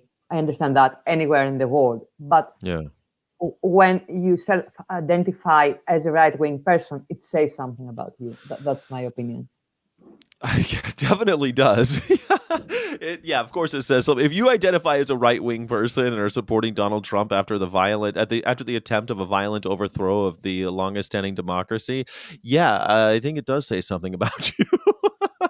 And it's hard to be friends. We can get back to the top where I'm like, it's hard to be friends with right-wingers. It's hard to find that common ground. You're absolutely right. But I don't think we live in a binary. And I think that we need to recognize that more and more. And we see that with the big issues, at least here, where abortion, the woman's right, I shouldn't say abortion, because that's not really what it is it? It's a woman's right to seek medical attention. A woman's right to seek medical attention is hindered in many states now, and in California we voted overwhelmingly to enshrine it in our constitution, and in other states too this time around. A woman's right to choose, and drugs were basically the big winners of this last election. But my neighbors, pro-choice, but they're right-wingers. It's like we find common ground where we can, right? And Yeah, okay, thankfully. Mm. you gotta People are try complex. to. There's always that thing, People are isn't there? complex. Yeah, I Things mean, are there's that complex, thing yeah. where a lot of right-wing people will do a lot of charity work and support lots of charities and that kind of stuff. The hardcore At Christians. the same time, they'll be the first ones to kind of sling a refugee onto a plane going back to Rwanda or something. And so it is complex. And you know, when you're talking to the animals only people, because the animals only people would say to you, Nella, well, don't you want that person to become a vegan? What they fail to see every time is that by being oppressive to others, you cannot liberate other animals. That's the missing piece. People don't see that there is a piece there that links everyone's oppression. They fail to see this piece. So if I am pro women's rights and pro animal rights and blah blah blah, but I'm a racist, Yes. I'm actually impeding my own and others' liberation and other animals' liberation. They don't see that. They fail to see how all these oppressions are creating a net. They are true. interwoven. They don't see that. I think it works the other way too. I think that's why it smacks of hypocrisy when we say, "Oh, wait, so you're against oppression of this sweatshop worker." But you don't see that the sweatshop worker is connected to this, is connected to that. It's a system of oppression. Oppression is the problem. Exploitation is the problem. We need to fight these larger concepts in order to free the sweatshop worker or fight for their, that's what intersectionality is, isn't it? Or sometimes you see vegans being overjoyed about the product and they never question who created this product. Right. And who's profiting from it? Yeah. Whose rights were violated for this product? I mean, who's been violated? If it's not an animal, it's like legitimate. We can use it. Well, yeah, and we're getting into like the complexity of a capitalist society, and that is like maybe a time for another show because like I also have stock in Kellogg because I want them to because they're the leading investor in vegan foods, plant-based foods. They're the leading researcher in plant-based foods, and so even though Kellogg still a fucked up company, it's like they still do bad stuff. I'm hoping that they'll do more good. It's like I mean, it's difficult to live in a It's very difficult. I think because we're not living in a vegan world at all. Like if we were living in a vegan world, then we could perhaps navigate these situations a bit more easily. But the fact is, we're navigating the world we want in the world that we definitely don't. It's the world we definitely don't have at the moment. If that makes sense, we're trying to project a world that we want in a very imperfect world right now. So we're just navigating these situations all the time, and there is no pure land. And I suppose it's always trying to do better, find our boundaries, just really try to embody our values in every situation we can in the best way we can, because it's never going to be perfect. Even the vegan brand who's producing, this amazing vegan product and they're being as ethical as they can, there will be something along the line where they have been funded by someone who made money from a non-vegan company. There'll be something tying them to Beyond is a great example. Strand, yeah. Beyond's main endorser now, their main spokesperson is Kim Kardashian, who luckily turned a pornographic victim situation into millions of dollars, but was still a victim of quite a bit of exploitation, and kind of promotes that now. So we've had a situation in Dublin because one of the main things that we used to do in VIP is give away free plant-based cheese samples, and it was able to tell people where to get them from. And I would go to the shops and say, have you had an increase in your people interested in it? And they'd always say yes and stuff.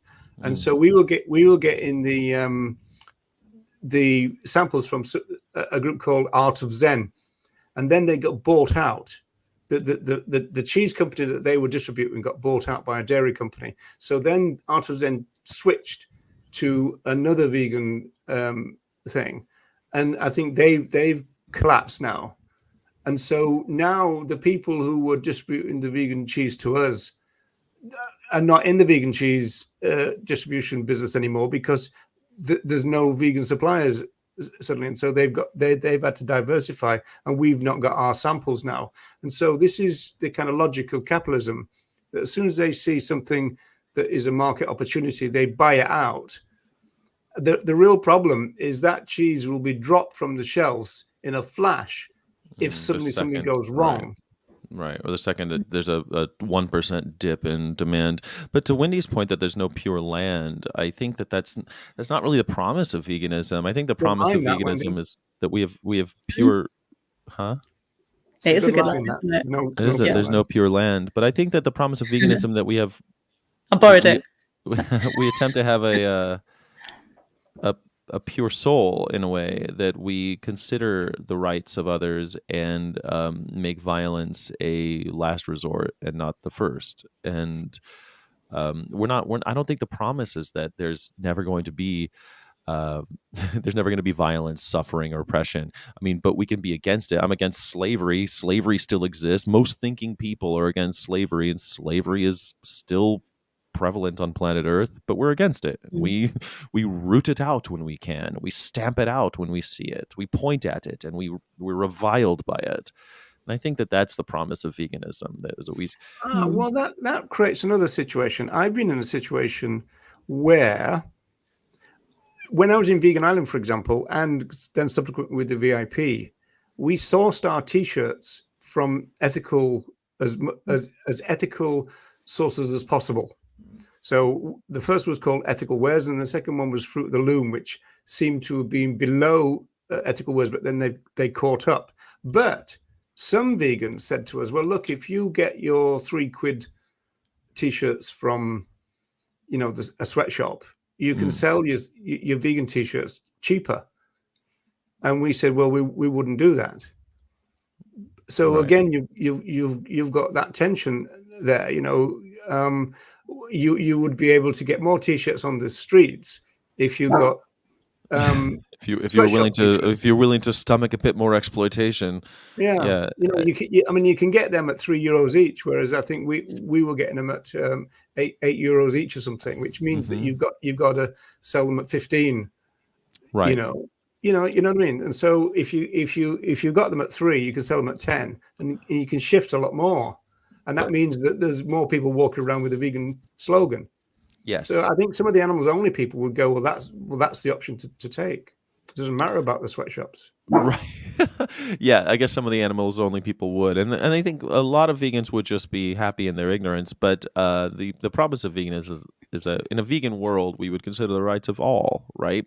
That we approach situations like that with but we're in Wendy's world now where we're struggling. I mean, like we were kind of doing ourselves a disfavor by trying to stay ethical because we were operating in a non-vegan world. But what was that? Since you're the quote master, what was the one that you like about veganism is the end the exploitation of animals, even no matter how profitable it is or to do otherwise? No, that's Donald Watson from 45. Yeah, that the object of the vegan society is to oppose the exploitation of sentient life, whether it's profitable to do so or not. There you go. I like that promise of veganism. Well, I'm gonna have to call it there, ladies and gentlemen. I really enjoyed. We never got a chance to talk about this. The Animal Rights Show. Well, that's what we're about to do. That. Listen to this. I've got the outro. The outro music is coming. It's plug time, folks. Let me go first, and then I was gonna thank you all, and then say you could go check out the Animal Rights Show on Roger Yates' channel. Everybody. I didn't mean that. I've got a big list of the history of the Animal Rights Show and all the highlights of it. Part 2, Sky. Yeah, maybe you should put that in the vegan time tunnel. I made all my notes this morning, and you ruined it for me. I ruined it for you. That was me. Yes, of course. Yeah, when I was a general manager, people said, "What does that mean?" I said, "I take the blame generally." I thought it meant that you manage generals. Yes. No, I wish it were. No, I just generally am the one to blame. No matter who did it. It's your fault, Sky. It's all you. Exactly. all I'm you. the world's whipping Well, boy as and a the beacon spokesman of for guilt. us three, I'll be quite happy to blame you, Sky. So don't worry. That's okay. I'm used to it. I'm like I said. So Have at it. can we come back for a part 2, Sky, where we can tell you all about the show and the history of our show and why we do it and stuff? Naturally, yes, we should. Let's do it, and we'll have another meetup with. Maybe we should do a. Maybe we should For do a example, vegan. did you know that we did the first, Sunday as far as we school. know, online global pub quiz through the Animal Rights Show? I did not know that. Mm. But this would make actually. It'd be fun to do that for a vegan Sunday school. I think would be a really good. Yeah, kind of around format for Christmas that. time will be good. In fact, on Christmas Day, all content creators should do things on Christmas Day because there's a lot of, you started this channel because there's a lot of isolated, lonely vegans who don't actually physically know others and all that. They needed That's right. vegan friends. Christmas Day for some vegans, and especially some young ones, and especially some new ones, is an horrendous day. Yes. Which is why I did a kind of 6-hour live stream on Christmas Day during the lockdown, because I knew that there's going to be a lot of vegans sat there, and there's all the rest of the family tucking into dead bodies and throwing them around, and and all the comments and all the rest of it. Your presents here, oh, lovely leather jacket and all that, and you've got the vegans sat there thinking, "Jeeves, what the heck?" When I was I don't normally smoke tobacco. I don't normally smoke tobacco, but I have been known to enjoy a cigar from time to time. And by time to time, I mean every couple of years or so. Especially now, I haven't smoked a cigar. I have a humidor You filled do with. it like Groucho. I do. That's bigamy. That's bigamy too. When I was in Virginia, I had to celebrate with a family that was a cattle farm. I would celebrate Christmas on a cattle farm, and every year I would bring a cigar, That's a tough and gig. whilst they ate, I would go outside and watch the snow on this beautiful land, because the farms are beautiful and out there and everyone loves the bucolic silos. It's all beautiful and everything, and I'd watch the snowfall and smoke cigars. Smoke a cigar, because it takes the one great thing about a cigar is that no one wants to be around you because it stinks, and it takes an hour to do it.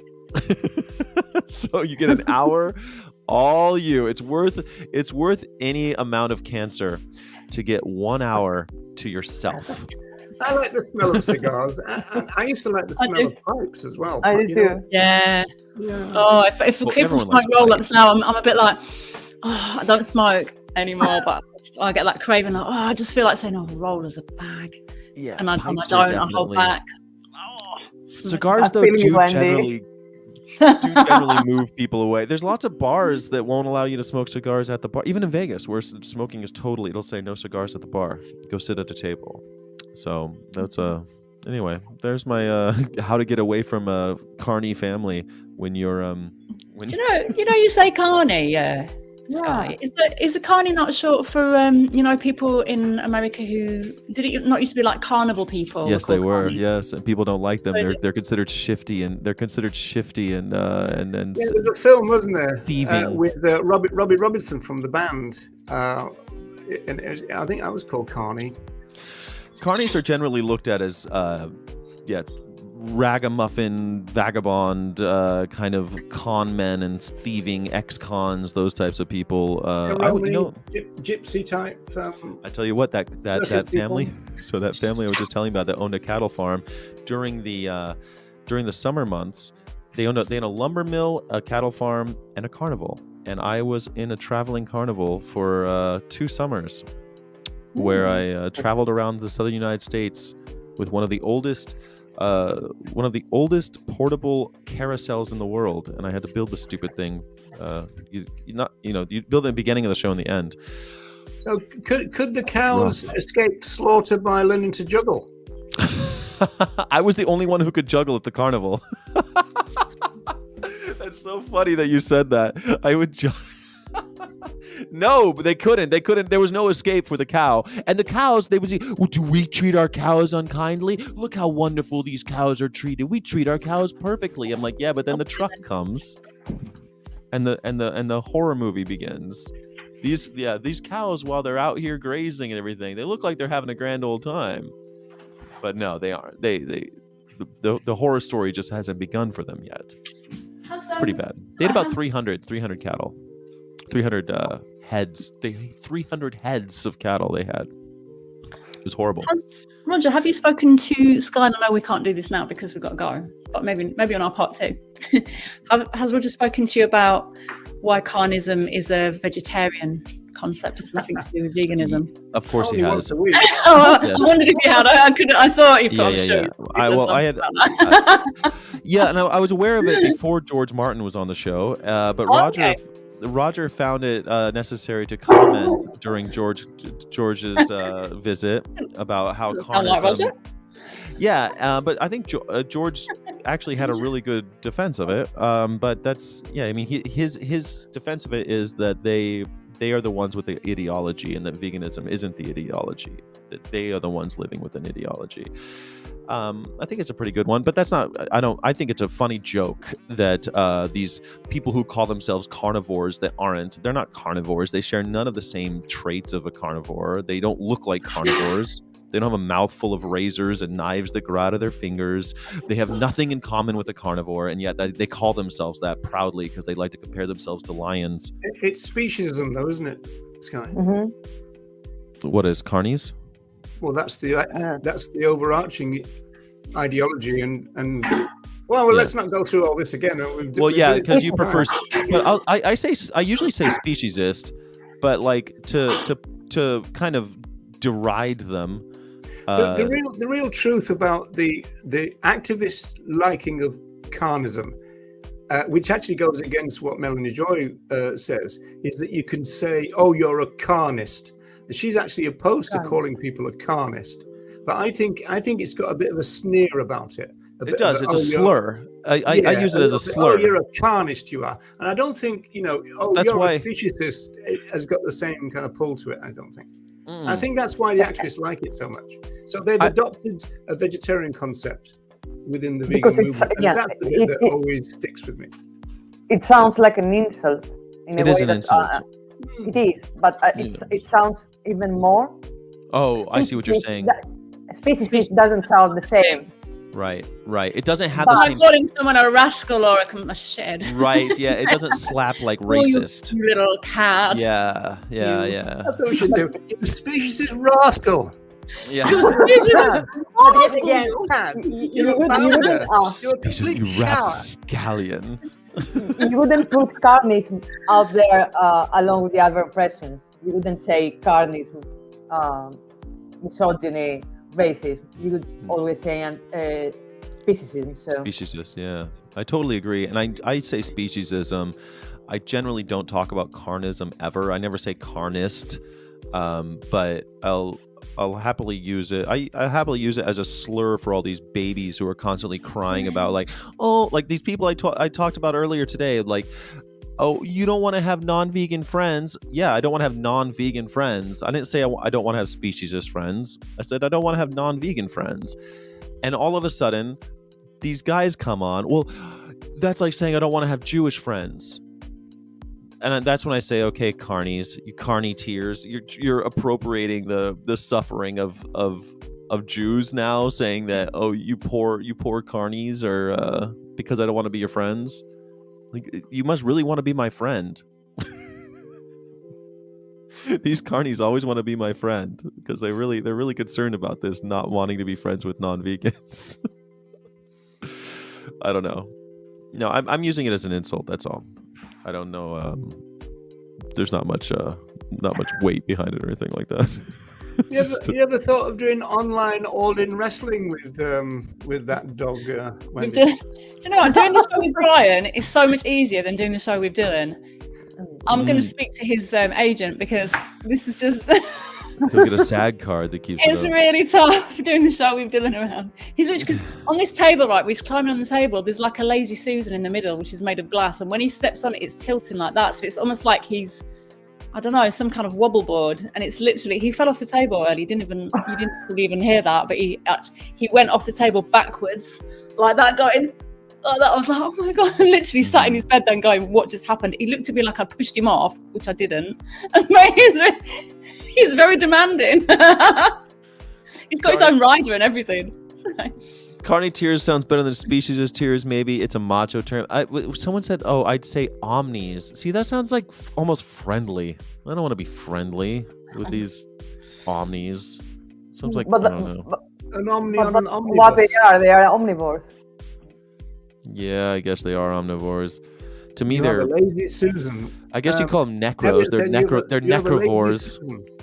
And the other thing one could point about that is that these terms are all about diet, while Yes. species. That's my not, biggest like, problem with it. Yeah, I totally agree with you on That's that. the main thing, isn't it? Yeah.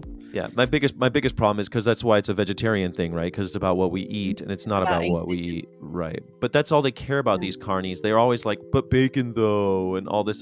That's all they talk about. They don't think about anything else. They think with their mouths, like children, like a child that just has to put everything in its mouth. I said it with a child. I remember when I was on your show, I got called out for saying it. So there you go. Hypothetical. I think hypotheticals could still be called its. Well, you can say it for a child because it's that's not the politics of it. I mean, it's grammatically right to call an other animal it. It's just that it's not politically a great thing for vegans to do.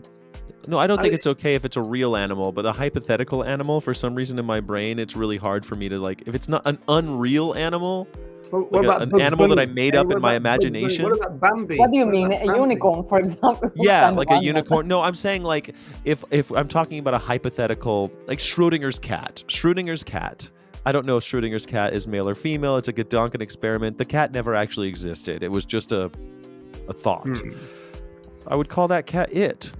Because I don't But know. language is political. Room. It I is. think we're going to do a whole show on this, isn't it? We're going to do a whole show on That- language again. Language is very political, isn't it? It's very Language- loaded, and we can use it politically, and that's the point. It's not the grammar. It's not whether it's right, whether it's offending someone's pronouns or something. It's the political act of using language in that way to change the status quo, to challenge the status quo, and not reinforce it. Whenever we say it, we are reinforcing the status of other animals to be inferior and to be property, to be an object, to objectify them, to commodify them. That's what we're doing. We are reinforcing that. So if we don't challenge that, so we either challenge it or we reinforce it. Like, for me, that's simple. So just don't call other animals it, please. Vegans, do not.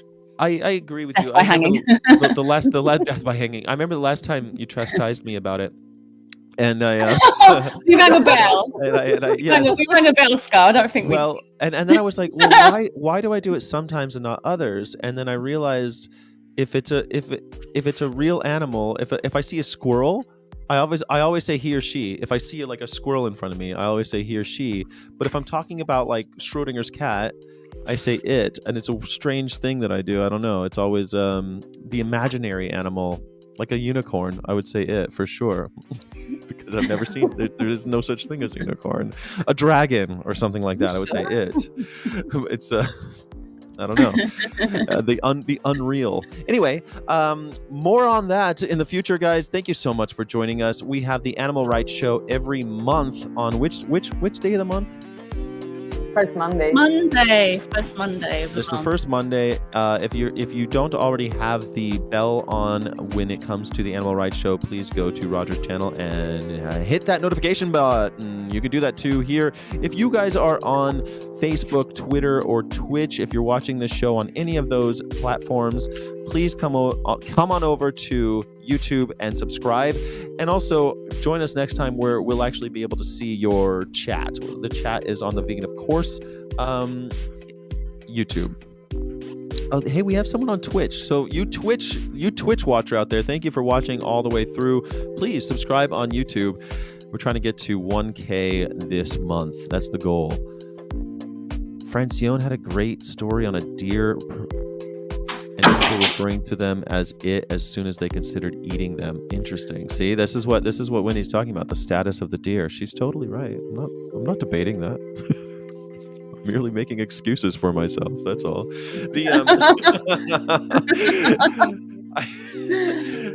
Is there anything else we need to plug? Oh, by the way, patreon.com/vegan of course, youtube.com/vegan of course, amazon.com/shop/vegan of course, etsy.com/shop/vegan of course. You can get a Carney's Tear mug with me, and you can drink their tears, make tea with me in the morning.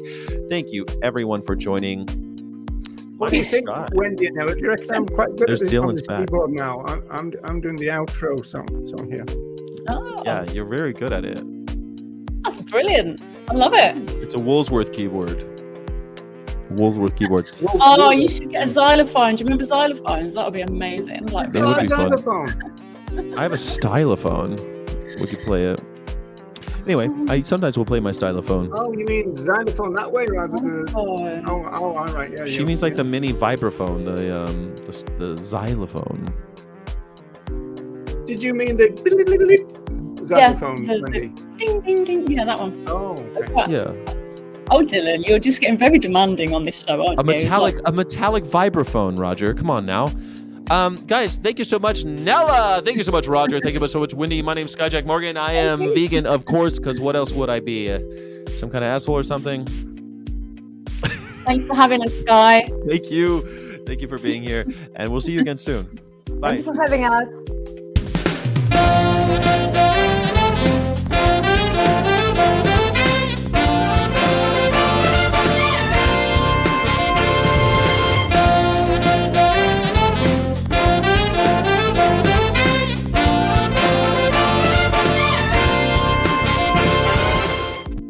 Don't forget to join the Discord. If you haven't joined the Discord already, we have a vegan after party after the show all the time. And I forgot to mention, Vegan Sunday School is this Sunday with Lauren. And if you'd like to be on Vegan Sunday School, you can. It's the whole point. The whole point is to recap the week in veganism. So if you want to be in it, you can. Join the Discord. We'll put the link in there, and we'll probably share the link that day.